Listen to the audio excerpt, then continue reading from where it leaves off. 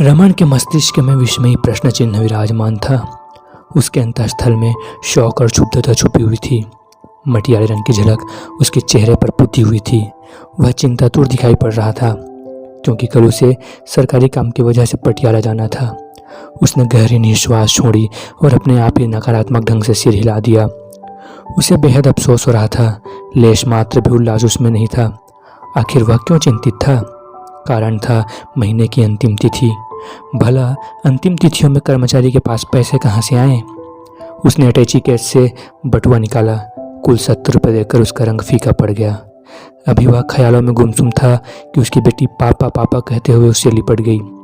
पापा, शहर जा रहे हैं ना आप? रमन ने उसको प्यार और स्नेह से निहारा। वह बोली, मेरे लिए एक छाता लेते आना, स्कूल से आते समय मुझे बहुत गर्मी लगती है।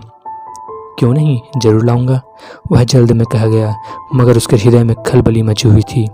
फिर भी बच्चे के दिल को ठेस पहुंचाना उसके वश की बात नहीं थी। सहसा उसका बेटा निशांत बोल उठा, पापा, मेरे लिए चमड़े के बूट लाना मत भूलना, इन रबड़ के चप्पलों से मुझसे चला नहीं जाता। उसी क्षण उसकी पत्नी ने रसोई में से निकलते हुए कहा, सुना है जी, पटियाले के परांदे तथा शाही बेगमों की सिल्लेदार जूती बड़ी प्रसिद्ध है, लेते आना। सारे परिवार से वायदे करके वह निकल गया। बस अड्डे से बस में बैठकर मंजिल की तरफ रवाना हो गया। दफ्तर का काम समाप्त होते होते दोपहर हो चुकी थी। जेठ का महीना था। बाहर वृक्षों की पत्ती तक नहीं हिल रही थी। मयस्सर उमस का दिन था। प्यास के साथ साथ पेट कुछ खाने की लालसा कर रहा था। वह पेट पिपासा बुझाने के लिए एक ढाबे में घुस गया। थोड़ी देर के बाद उसके चेहरे पर उदरपूर्ति के लक्षण पढ़े जा सकते थे। उसने भोजन का बिल अदा किया। अपना पर्स बड़े इत्मीनान से पैंट की पिछली जेब में डाल दिया। अभी वह कुछ थोड़ी ही दूर बढ़ा ही था कि उसकी अपनी पिछली जेब पर किसी के हाथों का स्पर्श महसूस हुआ। रमन ने झट से पीछे मुड़कर देखा। एक जेब कतरा उसका पर्स लेकर भाग रहा था। रमन उसके पीछे लपका, मगर जेब कतरा उससे काफ़ी आगे निकल चुका था। रमन वेग से उसके पीछे दौड़ रहा था। आगे अनारदाना चौक में बड़ी भीड़ थी। जेब कतरा अपनी धुन में भागता हुआ एक ट्रक के नीचे आ गया। जेब कतरे के प्राण पखेरु उठ चुके थे। चेहरा बुरी तरह कुचल गया था। उसे पहचानना असंभव था। लोगों की भीड़ मरने वाले के इर्द गिर्द खड़ी थी। पुलिस आ चुकी थी और मरने वाले की शिनाख्त की जा रही थी। जब जेब कतरे की तलाशी ली गई तो उसके जेब में से रमन का पर्स निकला। उसमें रमन का शिनाख्ती कार्ड भी था। वह हतप्रभ स्तंभित मुद्रा में खड़ा था। उसमें जरा भी ताकत नहीं बची थी कि वह यह कह दे कि यह उसका पर्स है। औपचारिकता के पश्चात पुलिस लाश को उठाकर पोस्टमार्टम के लिए अस्पताल में ले गई। रमन को यूं लगा जैसे वह सचमुच मर गया हो और अब उसका ही पोस्टमार्टम हो रहा हो। अकस्मात उसकी चेतना लौटी। उसने अपने हाथों से शरीर के अंगों का स्पर्श किया। उसकी धड़कन तेज तेज चल रही थी। वह पूरे होश में था, परंतु उसकी जेब में एक फूटी कौड़ी भी नहीं थी। वह चिंतित हो उठा, अब क्या होगा? उसने अपनी बुद्धि पर बल डाला। दूसरे ही क्षण उसका चेहरा गंभीर हो गया। खुशी की एक लहर उसके चेहरे पर उभरी। उसका दिल खुशी से फूल की तरह खिल गया। उसने सोच लिया कि अब वह घर कभी नहीं जाएगा। शिनाख्ती कार्ड के अनुसार तो अब वह मर चुका है। वह सरकारी काम पर आया था। सरकार अपनी जिम्मेदारी पर उसकी लाश उसके घर पहुंचा देगी। ड्यूटी पर मरने वालों को मुआवजा भी काफ़ी दिया जाता है। सरकार की तरफ से मिलने वाली उसकी जीपी फंड की रकम तथा कॉन्सेशन की रकम से उसके परिवार का गुजारा बेहतर हो सकता है। यूनियन वाले भी तो कुछ करेंगे। वह जीवित रहकर भी क्या करेगा? बच्चों और पत्नी का उदास चेहरा वह कभी विश्वास में नहीं बदल सका। शायद छाया, रमन की पत्नी, उसको भी नौकरी मिल जाए। वह 10वीं पास भी है। रमन का सोच बिल्कुल ठीक निकला। लोगों तथा सरकार ने उसे शिनाख्ती कार्ड के अनुसार मृत समझ लिया। जब उसकी लाश घर पहुंची तो उसकी पत्नी तथा बच्चे धुआंधड़ मार मार कर रुदन कर रहे थे। गांव के लोगों की आंखों में आंसू थे। पूरा गांव शोक में डूब गया। जब बच्चे लाश पर बिलखते तब देखने वालों के हृदय पीड़ा से कांप उठते थे। सजल नेत्रों से 4 बजे के करीब लाश का अंतिम संस्कार कर दिया गया। वहीं गांव वाले जो रमन को 10 रुपये तक उधार नहीं देते थे, आज सबके चेहरे पर सहानुभूति का रंग पुता हुआ था। लोग 20 किलोग्राम अनाज तथा 50 रुपये प्रति घर की तरफ से अनुदान कर रहे थे। यूनियन की तरफ से 10,000 रुपये की आर्थिक सहायता दी गई। सरकार की तरफ से बीमे की राशि जोड़कर कुछ 70,000 रुपये दिए गए।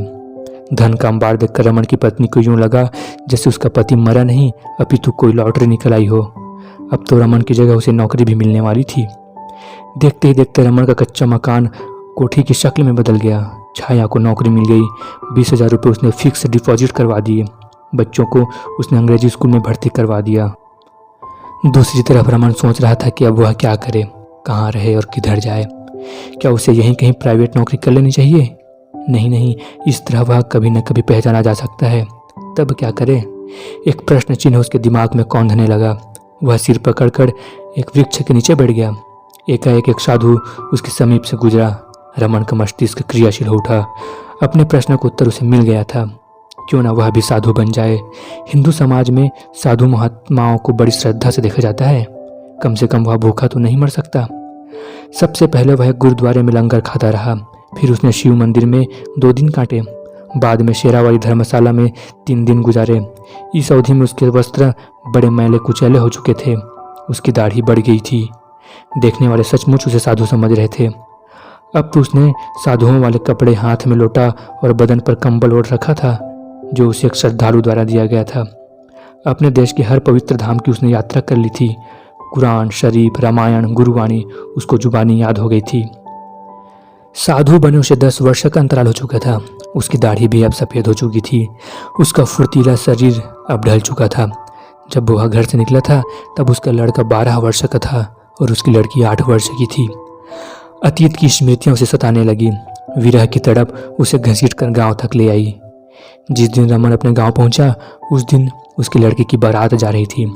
आमंत्रित लोग सहभोज से निवृत्त होकर उसके घर से लौट रहे थे। महात्मा ने द्वार पर खड़े होकर भिक्षा के लिए अलख लगाई।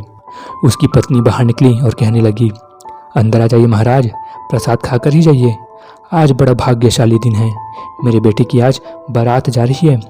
साधु ने बड़ी नशीली चितवन से उसको निहारा। वह मृग तृष्णा के भंवर में अटक कर रह गया।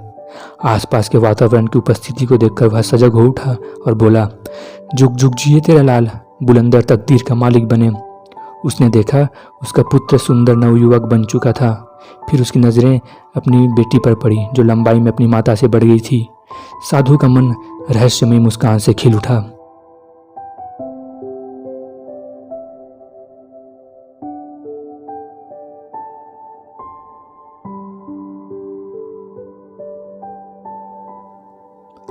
खाना खाते समय भी साधु गर्वमयी विजय अनुभव कर रहा था। तदुपरांत वह उठकर गांव की कुटिया की तरफ बढ़ गया। रमन की पत्नी ने उसे पहचान लिया था। उसके दिमाग में रमन घूमने लगा। वह तो मर चुका था। संदेह की परतें गहरी होती चली गई। यह कोठी, यह शान, यह मर्यादा सब मिट्टी में मिल जाएगी। रमन पकड़ा जाएगा तो। संदेह और धन के लालच में भोजन में जहर मिलाकर ले गई। प्रातः जब लोगों ने देखा तो साधु कुटिया में मरा पड़ा था। तेरे होकर तेरा ही दिल तोड़ेंगे कि दुनिया वाले तेरे होकर तेरा ही दिल तोड़ेंगे कि देते हैं भगवान को धोखा, कि देते हैं भगवान को धोखा, इंसान को क्या छोड़ेंगे।